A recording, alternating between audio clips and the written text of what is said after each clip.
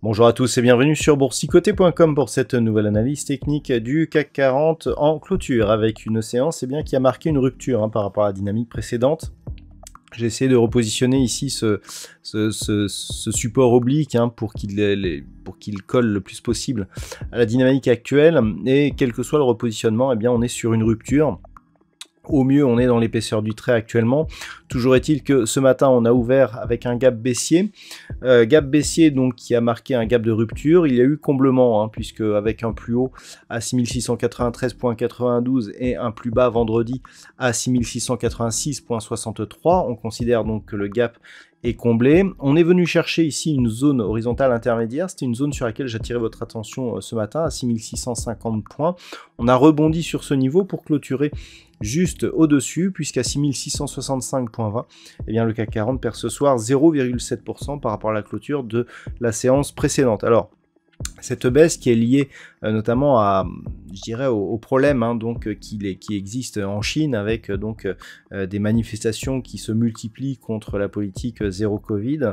La population est la population est dans la rue et on craint que justement tous ces problèmes mettent encore un frein à la production dans ce pays. Et cela inquiète un petit peu les bourses mondiales, y compris la zone européenne avec notre indice parisien. Du point de vue des indicateurs techniques, nous avons une configuration qui se confirme à la baisse. Les histogrammes sont en train de passer dans la zone inférieure de leur zone d'évolution au niveau des histogrammes du MACD. Au niveau du RSI, on a une petite divergence baissière qui est en train d'apparaître, puisqu'entre ces deux sommets ici par rapport justement à un retour sous la zone de surachat pour le RSI, on a une divergence, à savoir que le deuxième sommet est inférieur ici au premier, ce qui n'est pas du tout en cohérence avec l'évolution des cours, où là nous avons eu un nouveau plus haut. Donc le fait de sortir dans cette configuration nous indique un signal de consolidation et d'affaiblissement de la dynamique auparavant. Et donc clairement ici, ce gap qui intervient arrive à un moment où on avait déjà une dynamique qui était relativement faible.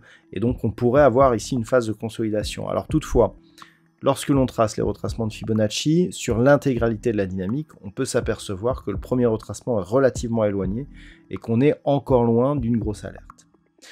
Au niveau des valeurs pour aujourd'hui, nous avons tout de même quelques hausses. Nous avons Téléperformance qui continue à remonter un petit peu du terrain qu'il a perdu récemment, 1,70%. Hermès et L'Oréal, au final, arrivent bien à tirer leur épingle du jeu, puisqu'ils se classent deuxième et troisième. Donc on a un secteur du luxe qui arrive à se maintenir dans ce contexte.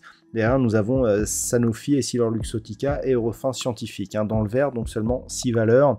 Et au niveau des plus fortes baisses, alors là, attention, on a Airbus qui perd 5,68%. Saint-Gobain, moins 2,42, ST Micro, moins 2,26. Derrière, nous avons Dassault Systèmes, Veolia ou Safran.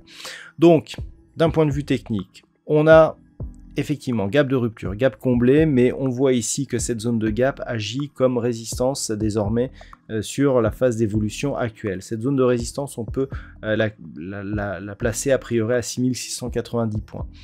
Tant que l'on est, c'est un niveau intraday, on a désormais un objectif de retour ici sur cette zone des 6590 points. On a un niveau intermédiaire ici, 6650. Cette zone qui était précédemment résistance, que j'ai repositionné il n'y a pas tant de temps que ça, elle agit comme support aujourd'hui. Donc ça sera le premier élément à surveiller, 6650.